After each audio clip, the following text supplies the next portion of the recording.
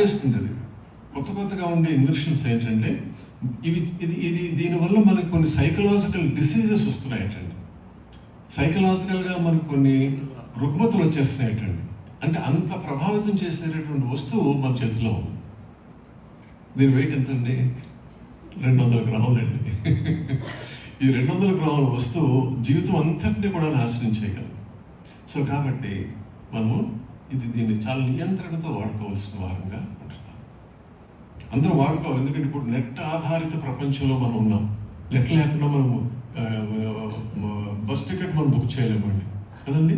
కానీ ఎంతవరకు ఆధారపడుతున్నామో మనం చాలా మితముగా ఉండవలసిన అవసరం ఉందండి. ఎక్సలెంట్గా యూజ్ చేసుకోవచ్చు దీన్ని. ముఖ్యంగా స్పిరిచువల్ కాంటెక్స్ట్లో మీకు చిన్న సలహా చెప్తాను. బైబిల్ అర్థం చేసుకునేటప్పుడు ఒకప్పుడు నేను 1987లో విషయం అంటే ఒక కన్కార్డెన్స్ తీసుకొచ్చాను.